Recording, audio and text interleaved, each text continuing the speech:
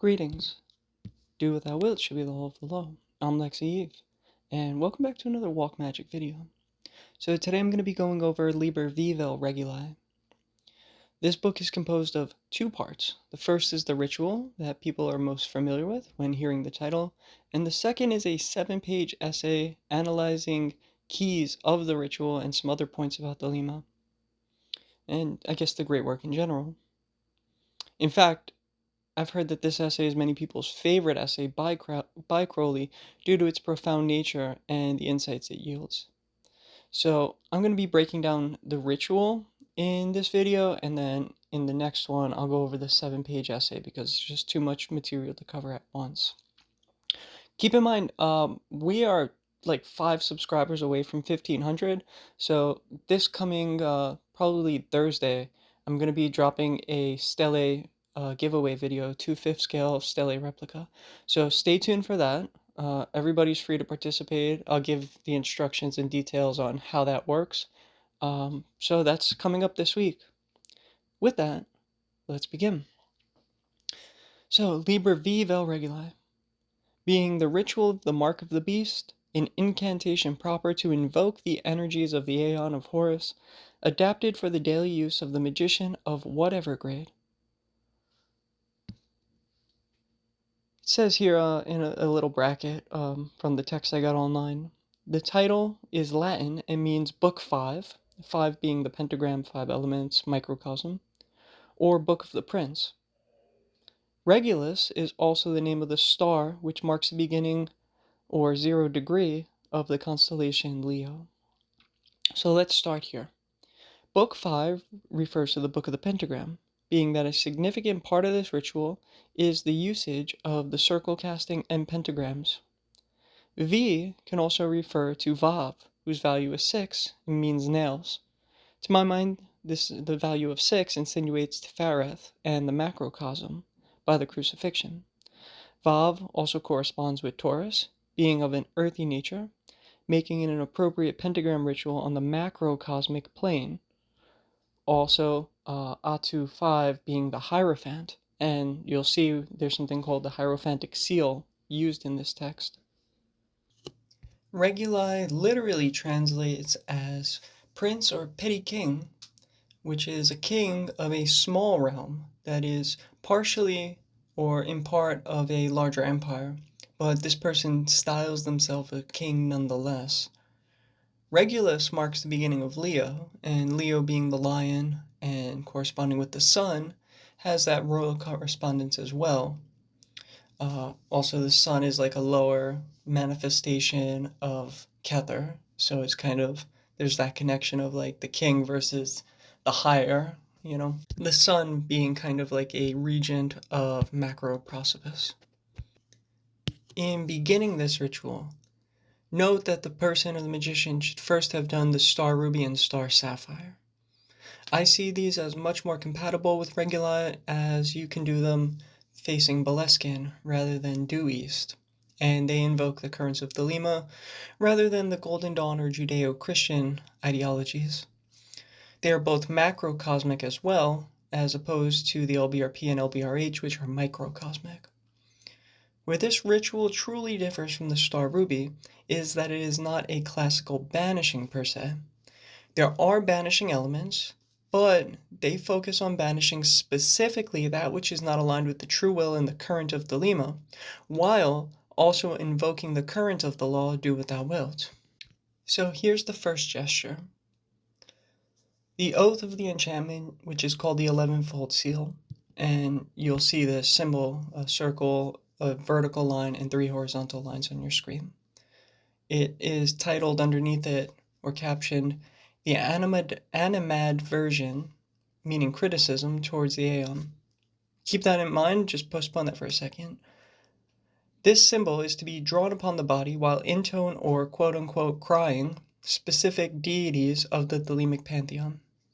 Essentially, it is the microcosmic tree of life that you're drawing upon your body. If you're familiar with Liber HHH, which I've spoke about the spinal practice as part of that text, which identifies Hadit with the Kundalini and Nuit with the skull, then you could see that in this symbol. The circle is the representation of Kether/infinite space. The lower point of the vertical line is Hadith, and the center of it is located at Tifereth and is associated with Ra Hor-Kuit. Thus, so far, we have the lingam and yoni. Horizontal lines connect the Sephiroth on the side pillars of mercy and severity.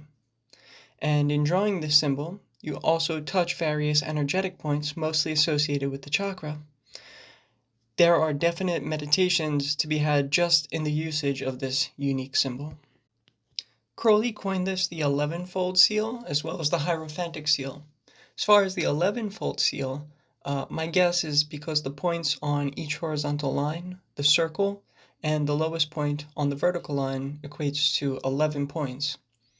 So if you see like the circle would be 1 point, the bottom of the vertical line would be a second point, and each horizontal line has 2 endpoints and a center point that intersects with the vertical line. So if you count those points, it's 11 points.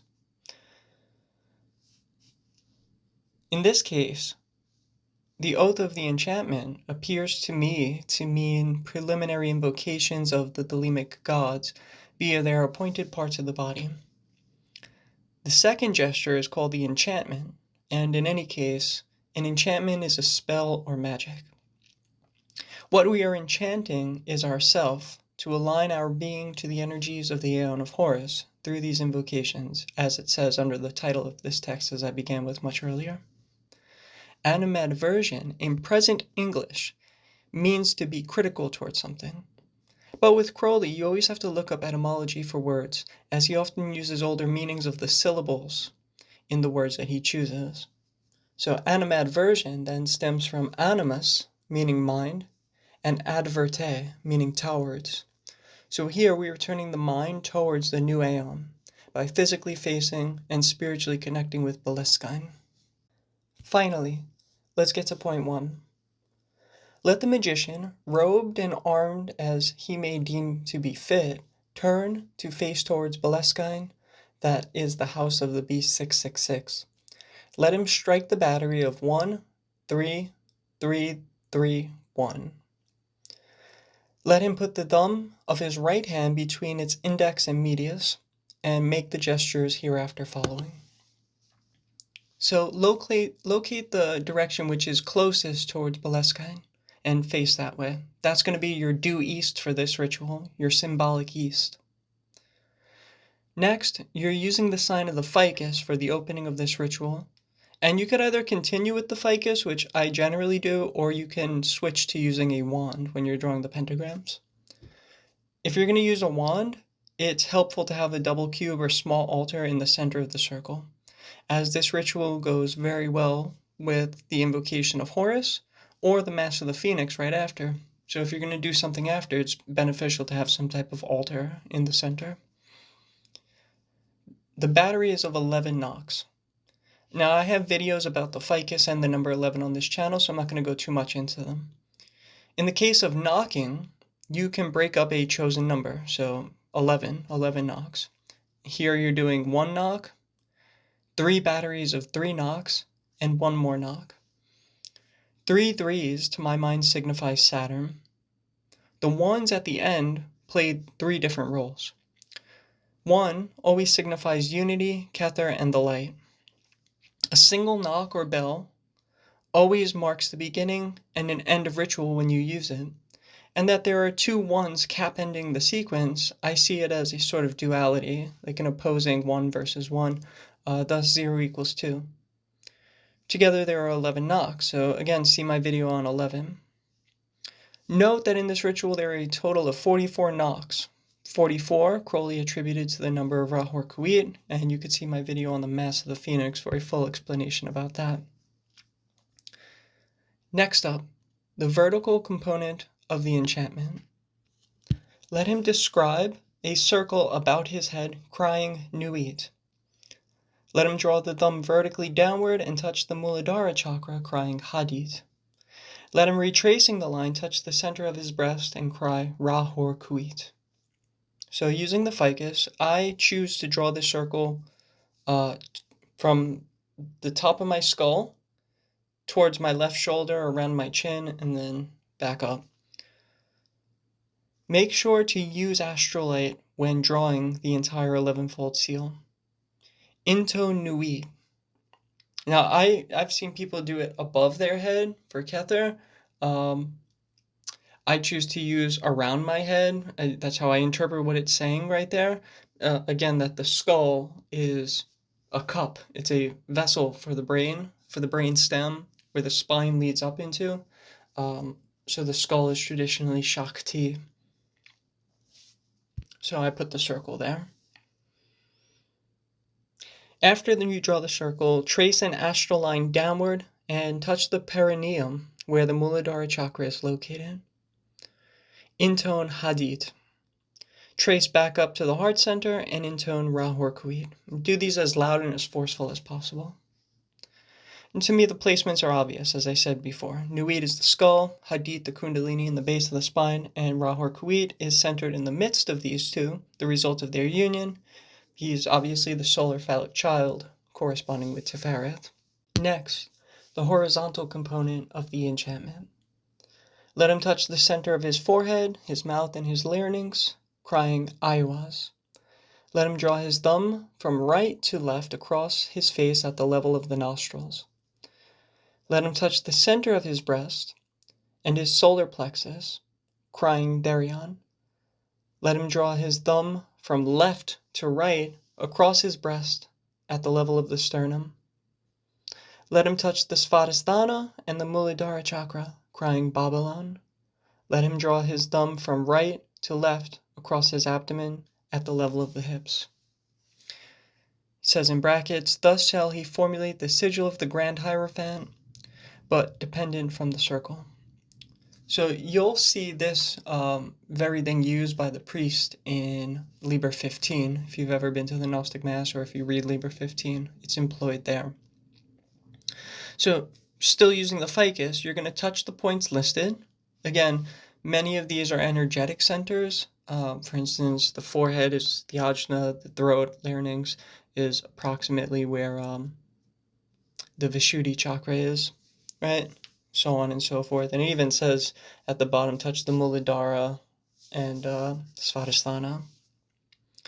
So by drawing these horizontal lines as well, this connects the side pillars. So you have at the level of the nostrils, you're connecting sort of Bina and Chakma, approximately. At the sternum, Gibor and Chesed, and at the hips, Hod and Netzach. So if you look at the symbol, it's also pyramidal in shape, with a solar disk in place of the missing capstone, which that's my interpretation. The shape from top to bottom gets larger, very pyramidal as I said, which I see as the descent of light from the top down into physical matter, the many, as it gets larger at the bottom. So it's almost like closer to unity at the top, and then it sort of gets wider, indicating sort of few or one circle, then a few into a many, a larger component. The asservation of the spells. Asservation being a strong declaration or affirmation of something. That is exactly what this next bit is about.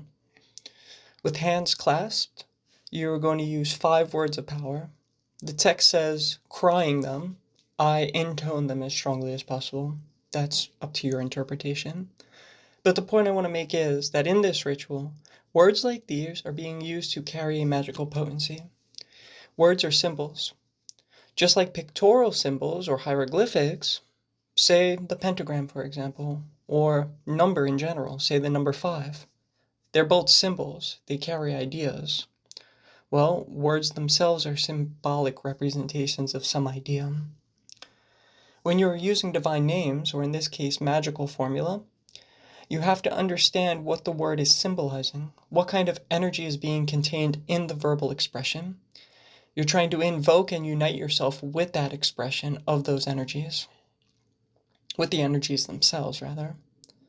The best explanation for how to do so is in Liber O, in the foundational texts.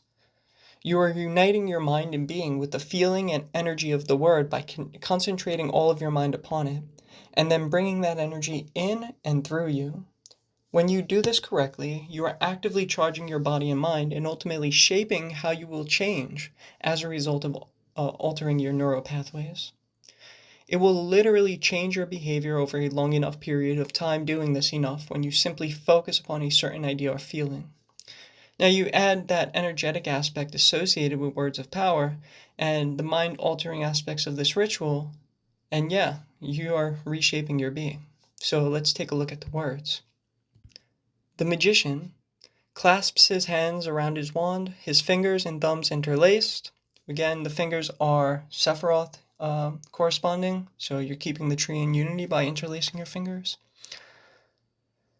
Crying, Lashtal, Thelema, Viaov, Agape, Om. Thus shall be declared the words of power whereby the energies of the Aeon of Horus work his will in the world. So let's start off. Lashtal is the magical formula corresponding with line 0, Ein Sof, the nothingness, or the infinite light. In short, it is matter in motion in nothingness. That's what the word itself means. We'll definitely go much more into this word in the subsequent video coming up, as Crowley writes about it in the essay preceding this ritual. But that's the short of it. It's essentially indicating 0 equals 2, matter in motion in nothingness.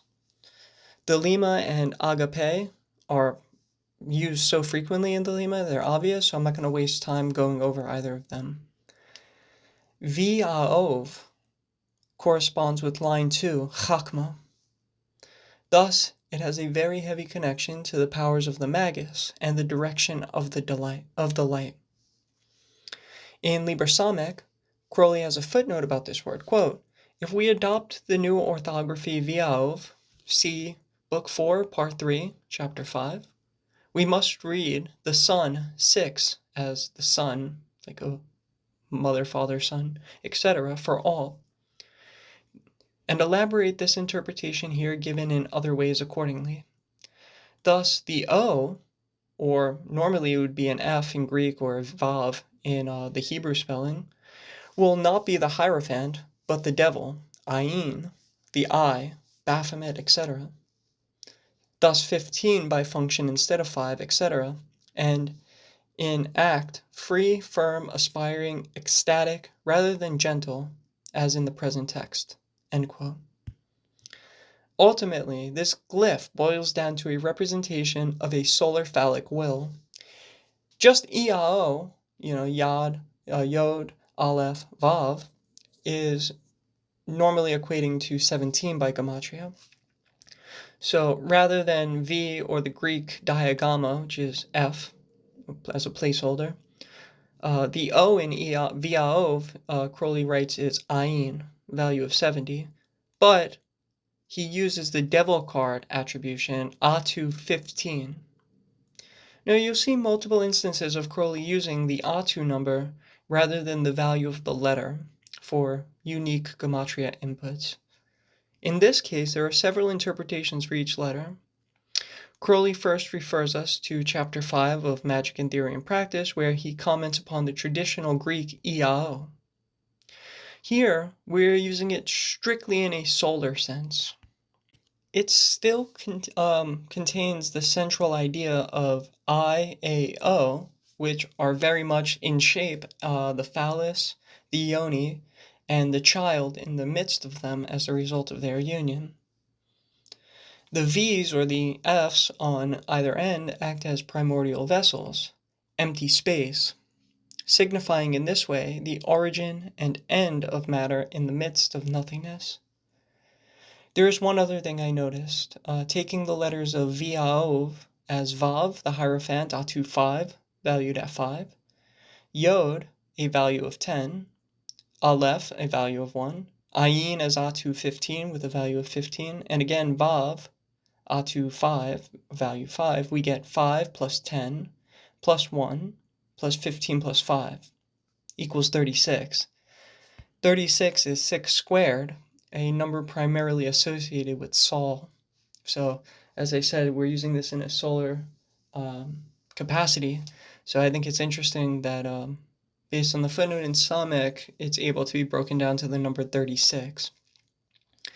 The other word used above in Reguli is Aum, A-U-M-G-N. It is based on the traditional Hindu sound of creation, Om, O-M, but spelled with the A-U-M-G-N, as Crowley added the G-N to give the word a value of 93 by Hebrew Gematria. But also, taking a look at the root syllable G-N, it's rooted in words like Gnosticism, Gnosis, Gnome, but also words like gnarl, gnash, gnat. Ultimately, it's a very nasally sounding word or syllable when uttered. Gnosticism, nasal, right? You're using that nose space to actually produce the sound. Traditionally, when Thelemites intone Aum, it has three parts to it. The first part is the A, as Ah, using the throat, and you have your mouth wide open. The second is the U, as in O, with the mouth starting to close to a smaller circle, lips almost touching or getting puckered, and it's uttered with the lips and teeth. The last part is MGN, pronounced with the GN silent, but it shifts from air being released from the lungs to the lips up into the nasal passage. So together it comes out as three syllables.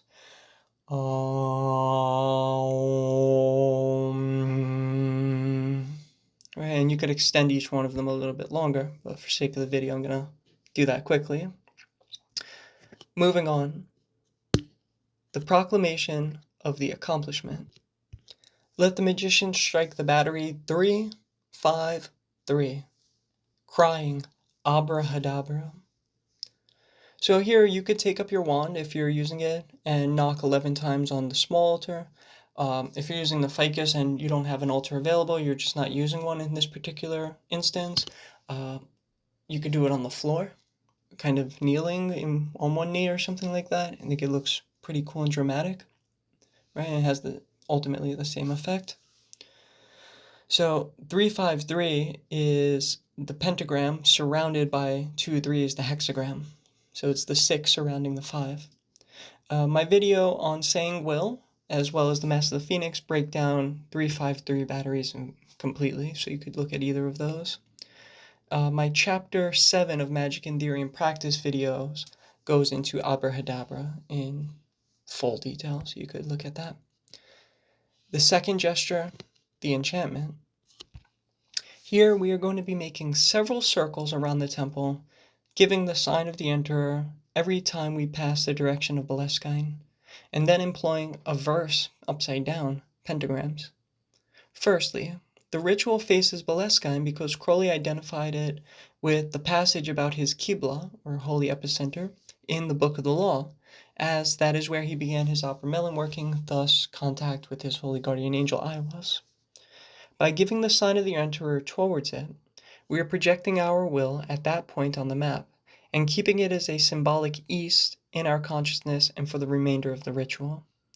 This then identifies it with the center of our being, and above, or an outside, right, to our hearts as the below.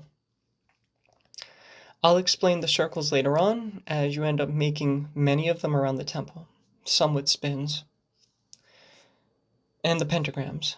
They follow the macrocosmic attribution rather than microcosmic attribution. See, the elements are of an earthly realm, traditionally, but are also of the 4 worlds, but are also the cherubim, like the watchtowers in Enochian. There are several different ways of working with them then. In this instance, He, the earth pentagram, Taurus, the physical, is in the east, where in the microcosmic, east would be air, but in the macrocosmic, in this instance, east is going to be Taurus, earth. And that's, again, the direction of Boleskine. And Darion, the beast, manifest of chaos, is used to charge that pentagram, because he is the prophet of Thelema, whose logos is manifest this Aeon. In the north is Vav, the air pentagram, Aquarius, thus the star card, for Nuit, which is used to charge this pentagram. He, water, Scorpio, for Babylon in the west, and Hadid, fire, Yod, Leo, motion, in the south. Note that these figures are paired up, Nuit and Hadid in the north and south, Babylon, Darion in the west and east. I couldn't figure out exactly what Crowley's reason is for the order of the pentagrams are employed in. As you're going to see, we start with the northern one, then the southern, then the eastern, then the western. So it's like going from it's like going from Vav to Yod to He final to He, which I don't particularly know what Crowley's reason is for doing that, other than the amount of circles you end up drawing is a potential. But in any case, the pairing of these names used to chart the pentagrams link the pair, creating a cross through the circle. So again, a cross, as in the cross of the elements, the solar cross. So you're creating a circle perimeter, and then these figures linked with each other create two kind of invisible lines. It's kind of like an invisible solar cross cutting through the circle. Let the magician, still facing Boleskine, advance to the circumference of his circle. Let him turn himself towards the left and pace with the stealth and swiftness of the tiger the precincts of his circle until one complete revolution is made thereof. You are going to make the one full circle from east to east, and then you're going to continue to the north. Let him give the sign of Horus, or the Enterer, as he passeth, so to project the force that radiateth from Boleskine before him. So I make the sign towards Boleskine as I pass east. I just make a quick turn and shoot it towards it. I've seen people just do it in the way that they're walking through their circle. It's up to you. Let him pace his path until he comes to the north. There let him halt and turn his face to the north. Let him trace with his wand the averse pentagram proper to invoke air, parentheses Aquarius. Let him bring the wand to the center of the pentagram and call upon Nuit. Let him make the sign called Puella, standing with his feet together, head bowed, his left hand shielding the Muladhara chakra, and his right hand shielding the breast. Alright, the averse pentagrams are employed to draw down the light from the highest realms down to the magician whose consciousness is seated in Tefereth during this ritual. Looking at these pentagrams, think of the sabbatic goat whose horns or antennae for the light, or the Hebrew Od, A-V-D, Aleph, Vav, Daleth. Point and intone Nuit, and then give the sign of Puella. To continue, let him turn again to the left and pursue his path as before, projecting the force from Boleskine as he passeth. Let him halt when he next cometh to the south and face outward. One thing about pacing, right? What I see this doing on at least a psychological level, the way you should be forcefully walking with your shins, right? And this creates a sort of extroversion in the magician. I don't want to say necessarily aggression, because aggression could be good, it could be bad. I heard the third chapter recently described as somewhat aggressive, and that's true. Doing your will, you have to sometimes fight in order to do your will. And it doesn't always mean an external fight. A lot of times it's an internal fight. But doing your will is still action. It's, passionate. It's something that you have to do. It's not passive, doing your will. So I think pacing, like the stealth of the tiger, creates psychologically that almost predisposition to be more outgoing, which I think is a great thing when it comes to doing your will. As far as the last little verse that I just read, you're going to make a circle all the way to the east, give the sign of the Enterer, and then keep going until you again reach the south. Note, Widdershin is banishing. In this case, my opinion is that we are clearing the space of anything that is not aligned with the Thelemic current. And then we're invoking properties of the Aeon of Horus, right? Verse 9. Let him trace the averse pentagram that invoketh fire, Leo. Let him point his wand to the center of the pentagram and cry Hadit. Let him give the sign of prayer. Let him proceed as before. So you're going to, again, make a full circle from south all the way to south, giving the sign of the Emperor as you pass Beleskine. I've also tried it where from the south I just go directly to the east because that's the next point we're going to draw a pentagram, give the sign, stop there. So rather than 1 1/4 revolutions, it's only a 1/4 revolution. I don't notice much difference in doing it either way. And I think the instructions make it more clear that you should make 1 full revolution each time. Ultimately, I feel better following the latter. So you could experiment. And this is one of these little areas where you could add your own interpretation. To continue, then in the east, let him make the averse pentagram that invoketh earth, Taurus. Let him point his wand to the center of the pentagram and cry, Therion. Let him give the sign called Vir. Proceed as before. Let him make in the west the averse pentagram whereby water is invoked. Pointing the wand to the center of the pentagram, let him call upon Babylon. Let him give the sign of Mulier. Here, the last circle deviates from those prior. Let him break into the dance, tracing a centripetal spiral widdershins, enriched by revolutions upon his axis as he passeth each quarter, until he come to the center of the circle. There let him halt, facing Beleskine. So you're going to make 1 full revolution from west to west, going counterclockwise still, widdershins, and at each quarter, so the first quarter you're going to hit is going to be the south, then the east, then the north, back to the west.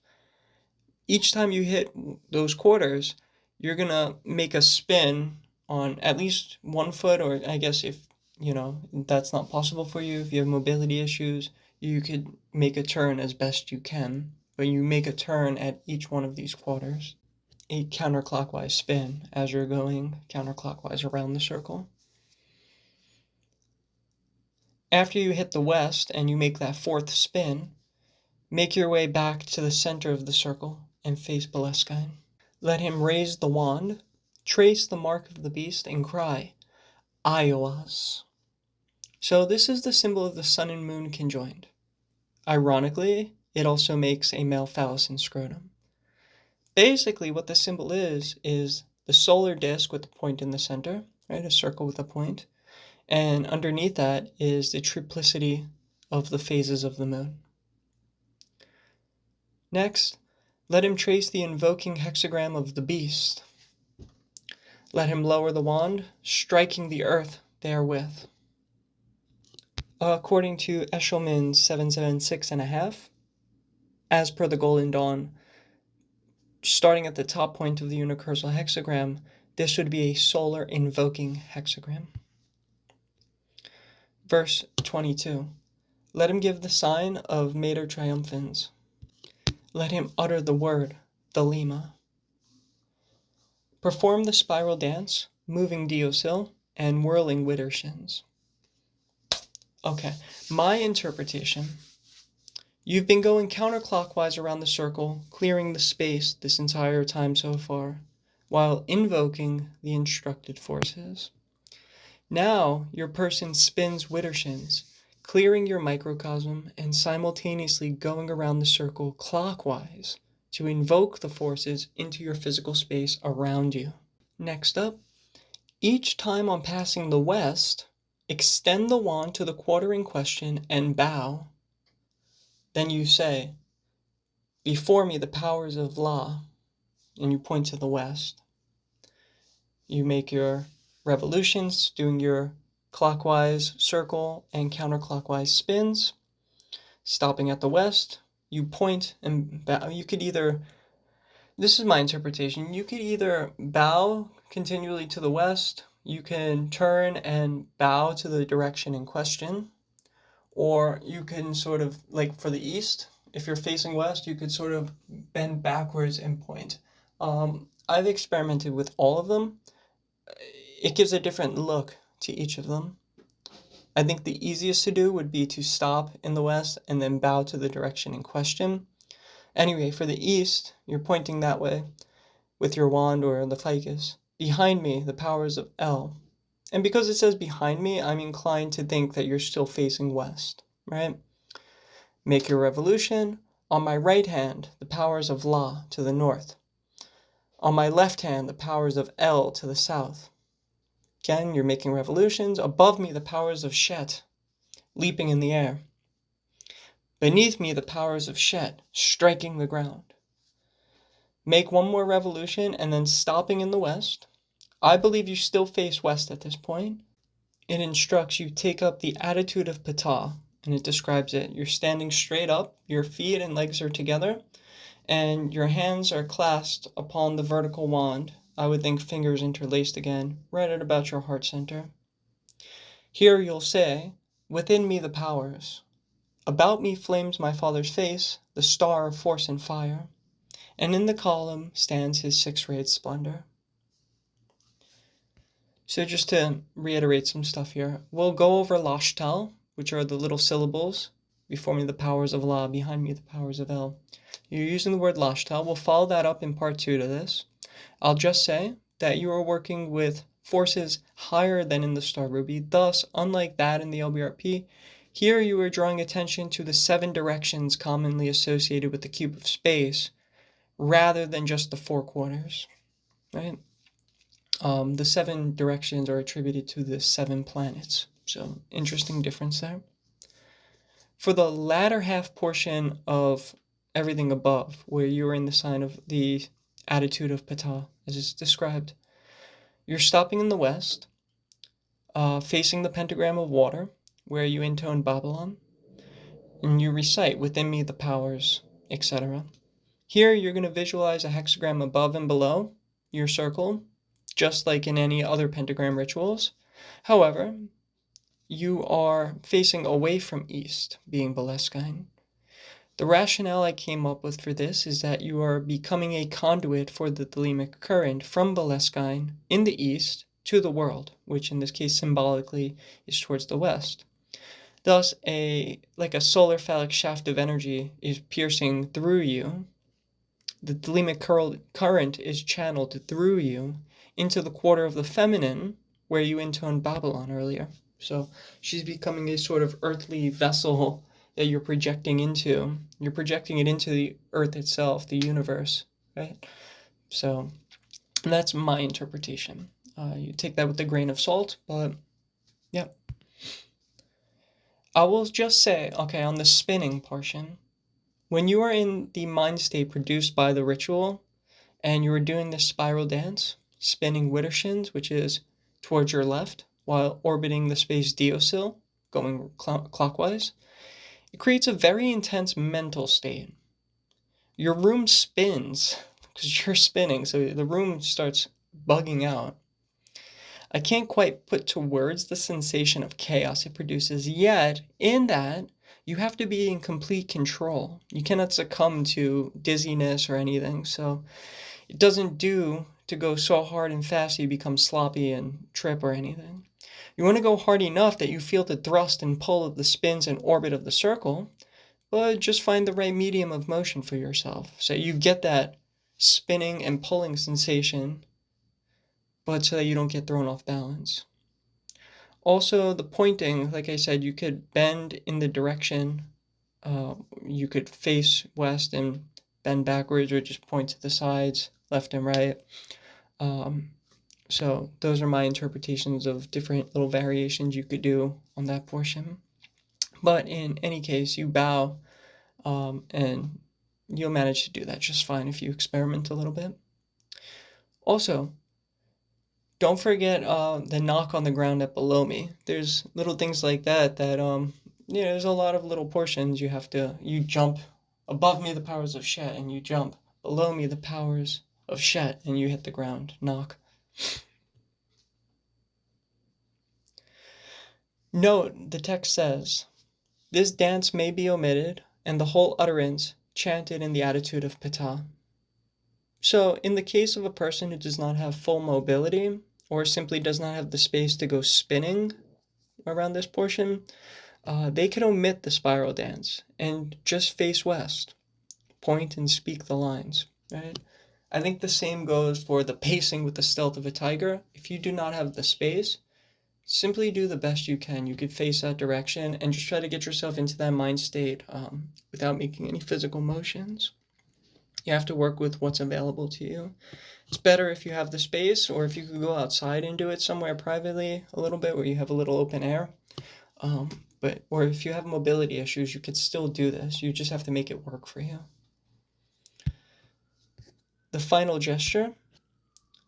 This is identical with the first gesture, so do everything at the beginning all over again. The hierophantic seal of the circle and the vertical line and the 3 horizontal lines using the same words. And you're going to go all the way through that until the final 11 knocks and where it says to intone abrahadabra. So that's performing this ritual, and many, if not all of the things that you should know in order to get the most out of doing this. Even if every small detail doesn't make sense to you at this time, I think it's still better to try this ritual with a script in hand, rather than not at all. If you're already familiar with practicing the LBRP and Star Ruby, and you do Reguli every day for a few weeks, you're going to have it memorized in absolutely no time. It's pretty simple, even though it sounds a little complex. Like any ritual, once you do have it memorized, it becomes so much better as you could put your full attention into what you're doing and you start to notice new things instead of, pausing, look at the script, then continue. It just flows so much more smoothly and you're able to put your attention into the astrolite a little bit more clearly. And along the way, you'll have to come to terms with the choreography yourself. And you're definitely going to pick up details that you will notice and they'll become important to you, as well as in time you'll add your own flair to each part and make it personal in the areas that are slightly up for interpretation.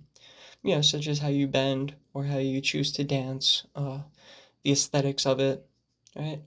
The stalking around the circle, how you want that to look. So that's my first video on Liber V, vel Reguli. We're going to stop here. Don't forget the Steli giveaway is coming up. That'll be coming up within the next couple of days. So there'll be instructions in a separate video for that. And there'll be another Reguli video about the essay in the back of this text. So love is the law, love under will. Catch you on the next one.